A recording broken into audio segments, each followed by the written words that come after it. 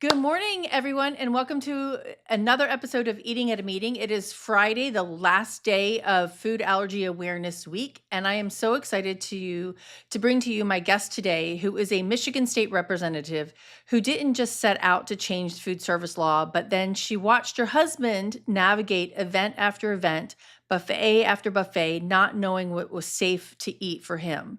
So she decided that it wasn't good enough, and she has introduced House Bill 4502, a bill that would require food service permit holders in Michigan, not just restaurants, but hotels, caterers, convention centers, banquet operations, to provide written allergen disclosure to consumers. I'm so excited to chat with her again because I chatted with her 6 weeks ago, but welcome to the show, Representative Brenda Carter.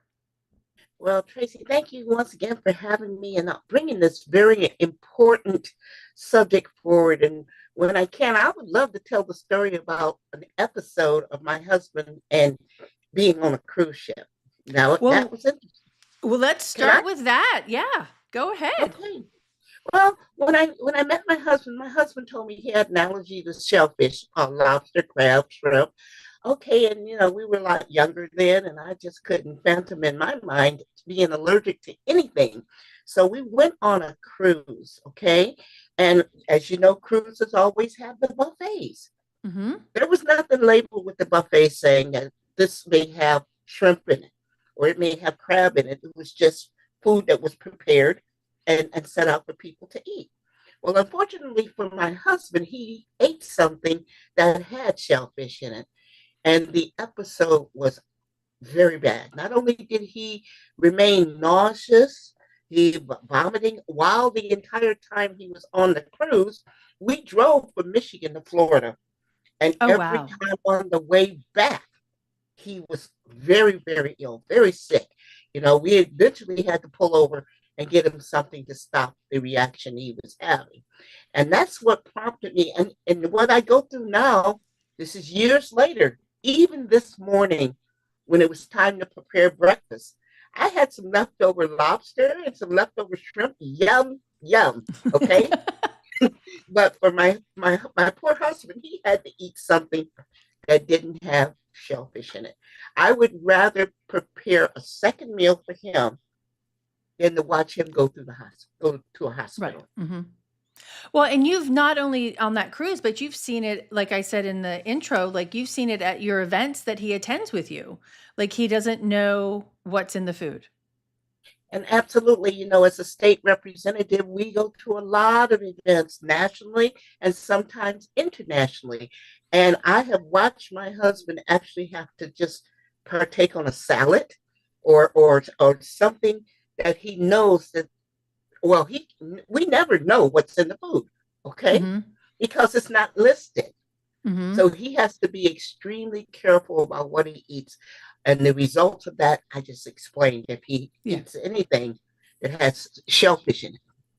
Well, and not only there's a lack of labeling, but then there was also a conscious thing to say, like, there's not even any other options for him to eat if everything, contains that shellfish in it. So yeah, and that's what I witnessed. And too, it's very sad sometimes because a lot of times when we go to these meals that are not packaged, a sit-down meal or a buffet, he literally has to pass over. I mean, I've witnessed him several times not eat anything at all because he's afraid of the reaction. mm-hmm. And I witnessed the reaction. Right. Now, when I had my anaphylactic reaction, that was completely different because I was medically brought off. But something that you think is absolutely safe, like food, mm-hmm. Right. Mm-hmm. He has to guess. He has to take a 50-50 chance. And that's kind of painful. That's painful to watch. Yeah. Yeah. And you don't want, nobody should be taking a chance on that. That 50-50 chance is too scary. Even a 10% chance is scary too. So with this, you have now introduced House Bill 5402. My next door neighbor who's 5 is like, you can't say, oh, it's a 0, Tracy. 4502. Or 02, sorry. Walk us through what this bill is and what it actually would require and where is it currently? Okay, this bill basically is an education bill Okay. Okay, it's set out to ask for labeling, some kind of labeling to identify these unpackaged meals so the consumer will actually know or have some idea of what they're putting in their bodies. The Mhm. reason why I did this is very basic because even if a child who may have an allergy to food, many children have allergies to peanuts. Mhm. How do we know what's in the peanut? How do we know what's in brands like Nutella? Right. Okay, Nutella. Mhm. that that could cause a reaction. This bill is basically a bill to hopefully get the legislature to understand that it's necessary. It's a necessary consumer protection to get to have labels on unpackaged foods. That's Mhm. it. Okay. It's not a mandate. It's not something that's going to punish. You know, um, Mhm. it's We not meant to punish. Okay, it's right. meant to protect. Is and I think it's like I love the fact that you position it as consumer protection a bill, right? But I also think it's a protection for the companies as well that are serving the food because the more they know and the more they share about what are transparent about what's in their dishes, it can protect them from potentially being sued, or harming someone. Right? Or yeah, potentially let's look about harming someone first and then being sued after the fact, right? And Tracy, I'm so glad you brought that forward because what I'm seeing is a lot of companies are beginning to see the potential of avoiding a lawsuit Right. Mhm. for an unintentional act. So Mhm. it's once again, it's not only educating the consumer, but it's also educating the provider of the foods. Mhm. And what I'm beginning to see a lot of businesses, and I think that's the reason why I'm not having so much kickback, is that they Mhm. see it as a provider protection as well. Mhm. Now, there's a law, SB 68 that's coming out that's been passed in California and it becomes effective July 1st. And that law actually limits it to food service companies that have 20 locations or more nationwide. Your law or your bill, if it's passed, would be anyone that's serving unpackaged food. Is that correct? That's correct. That's correct. We thought it needed to be just a little bit more broader Mhm. to with putting guardrails in there to make sure that it's not punitive to small businesses. And that was a Mhm. big concern right there because a lot of small businesses can't afford to do the packaging labeling that we were asking them to do.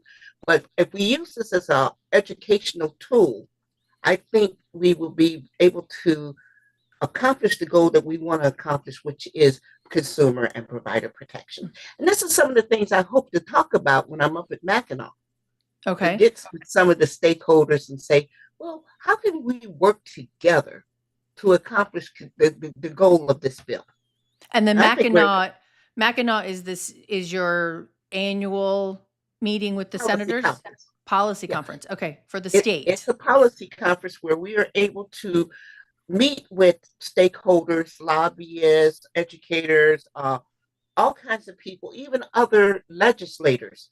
Okay. Because when you pass legislation, like you just mentioned, this is Representative Aragona's committee right now, and forgive me if I can't call the name. I think it can't be rules. The It might be rules. regulatory reform. It's in reg. I know it's something with an R. Okay, it's in reg reform, but I think that we have a really good chance if we bring our case forward. And I plan on talking to Rep. Aragona again and bringing this forward because it's truly a consumer protection. He's a former insurance agent. He understands risk, and this is what we're trying to mitigate risk. So, Mhm. yeah, I think we have a good chance with this one, Tracy. Well, I think you're the residents and to me, all the people who come to Michigan to the conference centers, the convention centers will be very grateful if this passes because it will give them a lot more peace of mind understanding what's in the food. And you keep bringing up this is an education bill, like we want to educate people. Now, are you working with does the bill outline who would be regulating this and will education come with this, not just like that, hey, you have to label what will come with it? It is our goal, and we're looking at the appropriation part of this too, what it would take to implement this, what would it cost the smaller businesses who may be concerned with this. But it is our intent to make sure that this education component become a very large focal point of this legislation. That is the whole premise behind it. Mhm. And you mentioned also about making it more broader to go to or maybe even a national perspective. Mhm. I sit on the National Council of Insurance Legislators as the secretary now. And this is one of the things I hope to bring forward. We are I'm very focused on consumer protections and health equity. So bringing this forward to a national level and hopefully making a model law for the entire nation would be a good thing as well. That would be awesome because I know there's other states besides California that are currently working on their own bills that Yes. actually will be similar to yours and broader than the scope of California. So if it can come out as a, hey, use this, this is working, this, how do we work it within each of our states? That would be fantastic. Yeah. Well, Tracy, one of the things, and this is why I love talking to you because I get inspired by what you're doing, and I have firsthand knowledge of the impact of what this can do Hmm. for people who are afraid of eating because they don't know what's in the food. I plan on bringing this to the spring conference in Coral. I'll talk to the executive director, show them what we've done here in Michigan, and see if we can get it some dialogue in the health policy committee in Coral. Yeah, and when you're who in the state like would who in the state would actually be like overseeing the implementation of it? Do you know It yet? would, it would probably be the Department of Insurance and Financial Services, but it Okay. would also probably be the Department of Health and Human Services. Okay. One or two of those because it's not so much of an insurance issue, but the DIFS regulates a lot of the legislation, Mhm. but it also is a uh, Department of Health and Human Services. Okay, so Mhm. those two would probably be the ones that would be have oversight over it. But then it also could go to the Joint Committee of Administrative Rules, and I sit on that as well. And what does that committee do? JCAR basically Yeah. JCAR basically regulates or sets the rules for administrative functions. In other Okay. words, if you have the Department of Health and Human Services or you have DIFs, JCAR, whenever something comes forward, they're the ones to say, yes, this is what we're going to accept as your pattern of rules or what you're going to do. Gotcha. Okay. Okay. It's kind of Yeah. cool. It's kind of cool where I sit. Yeah, I sit at the definitely. intersection of all of these great committees that provide services for the people. And this Well, is what you're doing. You're trying yeah. to provide a very good service for the people. Right. And I like the fact that you come at it from different perspectives because it is a consumer protection, it's a business protection for the risk side of it. And then just so there's so many aspects that come together with it. And I think that it will help businesses. And I Mm-hmm. think when and all this week I've been talking to chefs and eaters who have food allergies, and some of the chefs are like, I'm mind blown that other companies don't do what we do, which is the labeling and making sure that we're designing menus around allergens and so and not that I want it to be law, but maybe the law is what needs to help push people to do the right thing at the same time. And I think if we give, uh, you say people or businesses, the tools that they need and Mhm. show them how we can mitigate risk. That's Mhm. a huge thing on the business side because if you have someone coming to your small restaurant, 20 employees or less or whatever, and they consume something that you didn't know was Mhm. in the package, Right. Yeah.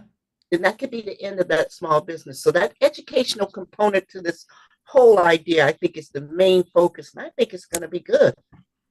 Well, and Personally, I think it hopefully will open the eyes like, hey, you do need to know what that like 7-point font is on the back of that package that you just opened and put into your recipe, right?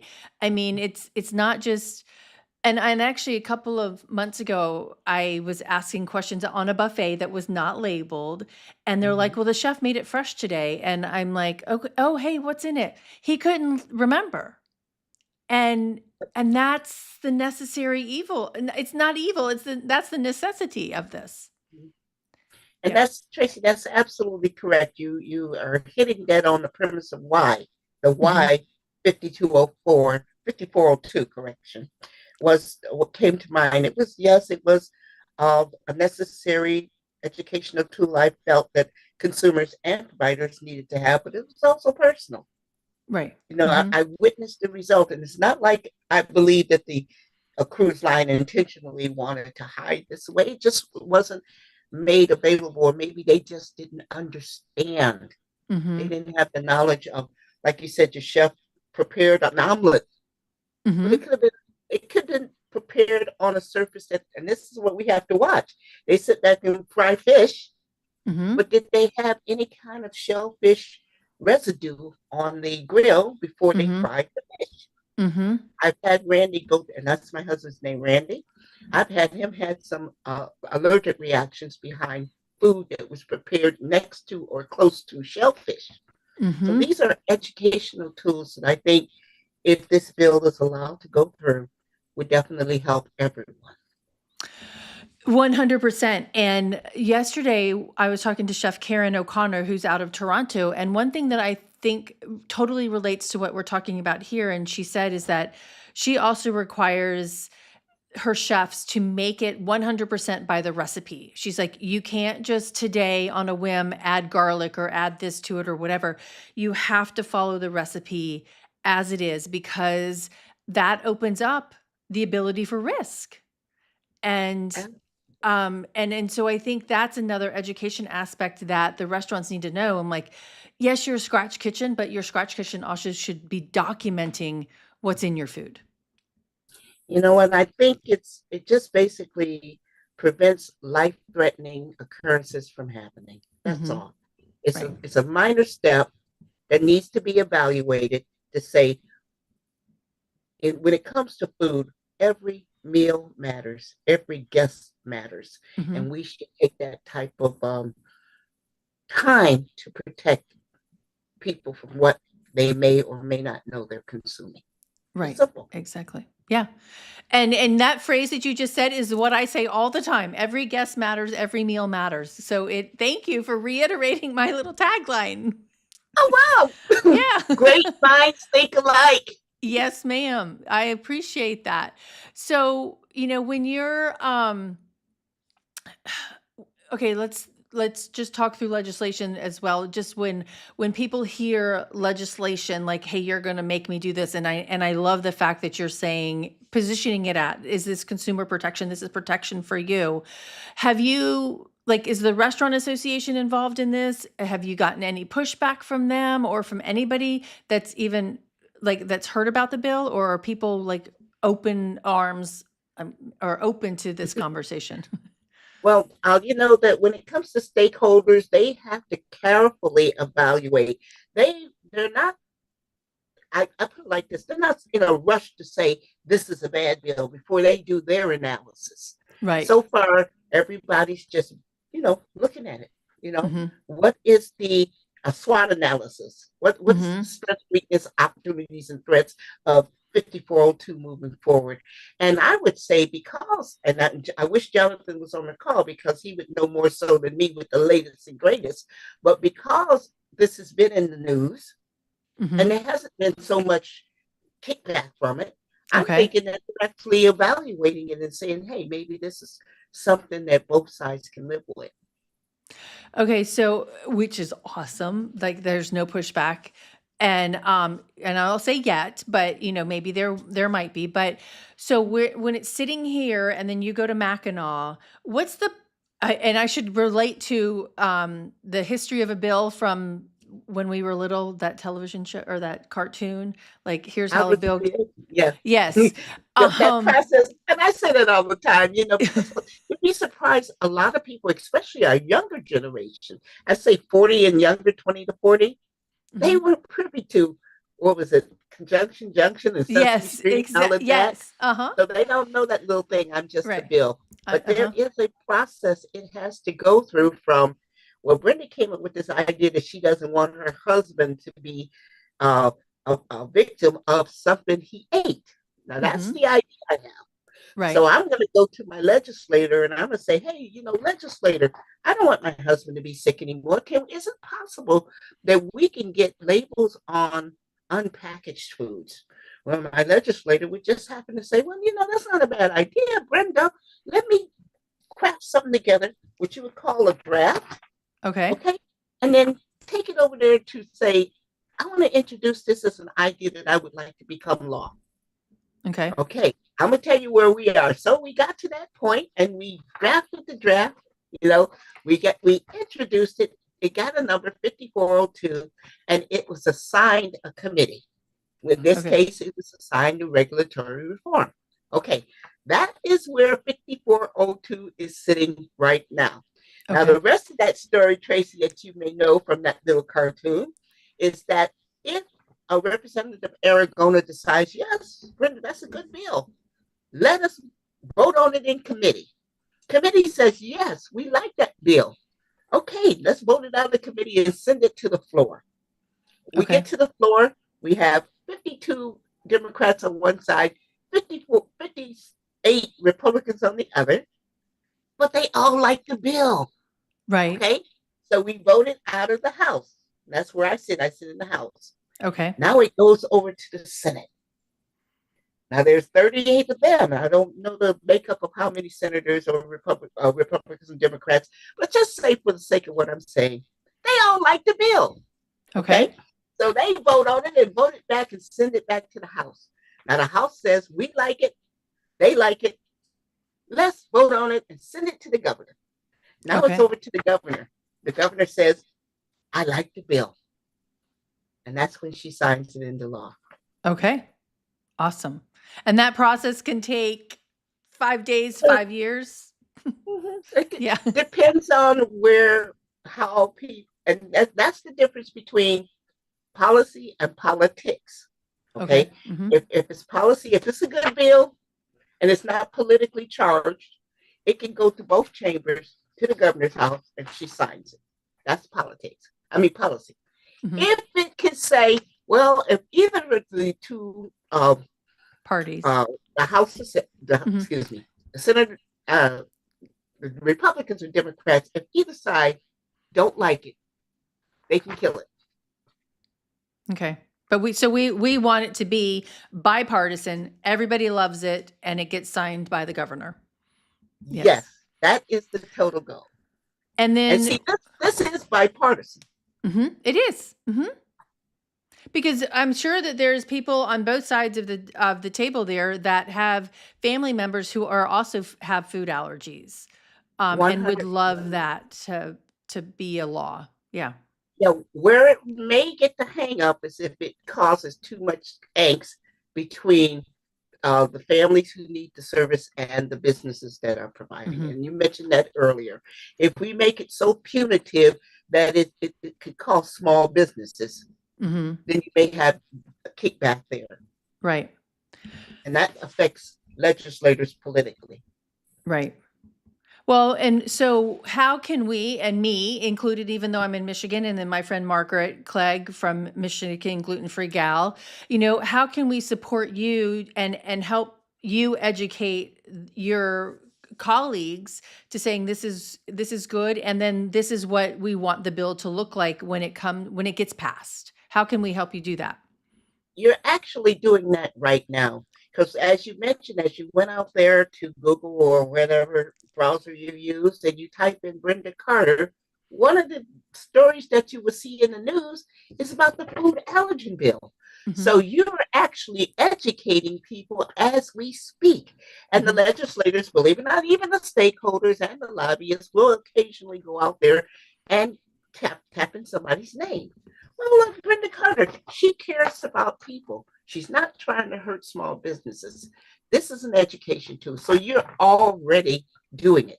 Now, if it gets a hearing in committee, I would probably ask you to come in and testify and Okay. bring forth the proof that you have hmm nationwide that this is something good for everyone. hmm Well, and it's following, I mean, the EU, the European Union, and the UK. have had this law for 14 years now, that unpackaged food has to be labeled.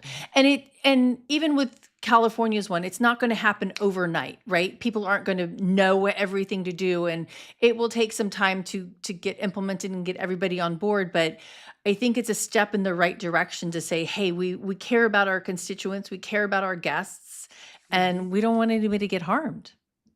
Yeah, and if, as you were speaking about this, one of the things I tend to do is go back into the elementary schools. It would be nice if we started even in elementary school and maybe even in preschool with identifying certain meals. Because if you Hmm. think about I don't know what it's like now. It's a long time ago since I was in elementary school, but when we did have our lunches, they were unpackaged. Hmm. So what Yeah. if we had some basic educational tools for our K through 12? Hmm. Well, and there's a couple of organizations out there that taught my friend Thomas and is educating preschool level schools, so we need to introduce you to him to make sure that kids in the preschool level are being educated, or the caregivers in those school systems are being educated, the Elijah Foundation. And but then there was a lawsuit more than a decade ago where Leslie University is the case, and it said the students who had celiac disease and other food allergies couldn't eat at the campus cafeteria even though it was required. And so they took it to the Justice Department, and the Justice Department said, yes, because you require them to eat these food, eat on campus, you have to provide accommodations for them. And so that has spurred a lot, I think, of colleges doing it. But we need to spread it, across to all of our catering buffets as well as elementary schools as well. So, Yeah, and I can clearly see where finances, financial burdens could be a deterrence, but hmm. they have to look at risk. Hmm. Which this is something that can mitigate risk for Hmm. them. So Right. I think all in all, it's a step in the right direction. Your advocacy work in this is amazing. You're going to help save lives. Now, I'm just putting it right there because my husband could have died Right. Yeah. Totally. because he Yeah. just didn't know what he ate. Hmm. Right. Right. Okay. So, I lost my questions. I have 5 rapid fire questions for you. Are you ready Okay, for that? well, We're good. okay. First word that comes to mind when you hear buffet label. Safety. Okay. I like that. Best meal you and your husband have had at a catered event where one allergen information was actually right. Mm. You notice I'm pausing I because I'm trying to know. think if there was actually one that where it was labeled. Mhm. That's my answer. I Yeah. can't recall one where we were at a buffet where the food was like allergens were labeled. Yeah, that's sad, right? Yeah, Yeah, and then I, and it, then yeah. it explains why my husband has to not eat Mhm. because he doesn't know what's in the food. Right. Now, where would you and your husband like to go eat anywhere in the world that would be safe for him? If you could have a safe meal, where would you 2 wanna go eat? Japan. You're the 3rd person this week that has said that. That Well, is amazing. I've been 7 times, and what happens in Japanese when they have food, when they prepare it right there in front of you. So and not our Japanese restaurants here, Mhm. but the Japanese restaurants there. It is usually fresh. You see the egg right there. You see the vegetables right there. If they want to put a meat in there, you know what it is. If we tell them that a shellfish allergy, they will not serve it on the same surface. My husband can eat anything in Japan and not get sick. Wow, that's amazing. Because he can see what is happening and they understand. That's amazing. Okay. All right, now finish this sentence. Every meal should. Be safe to consume. Okay. Simple enough. Yeah. That is simple enough. Representative Carter, I am so excited to chat with you again. And everybody, I will post the article that I interviewed her in, that's on North Star Meetings Group website, and talking about the food allergy laws that are coming across nationwide. And I've got some great quotes in there from her. But thank you so much for your time, and thank you for doing this for your constituents. No, thank you for bringing this forward. It's about saving lives. Okay, just the bottom line. Hmm. And when you witness this in action, and you could do something about it, you've got people who see and see the value of doing this too. Then you've got something that could actually help. Yeah. Yeah. Thank you. Thank you. I appreciate that so much. Everybody, I think actually, Representative Carter, how do people get in touch with you? Yes, you can reach me. My email is Brenda Carter at house.mi.gov. Okay. And myself, not myself, but my office number. I give it out, and believe me, people do call. I saw you. Can you help me here? But my office number is area code 517-373-2577. That's awesome. Well, I am cheering you on from North Carolina, and I will fly to Michigan and help you whatever way I can. And I know Margaret will be there as well. So anyways, I appreciate it. Everybody, until next time, stay safe and eat well. And thank you for celebrating Food Allergy Awareness Week with Representative Carter and I. All right. Until then, Thank see you you. later. Bye, everyone.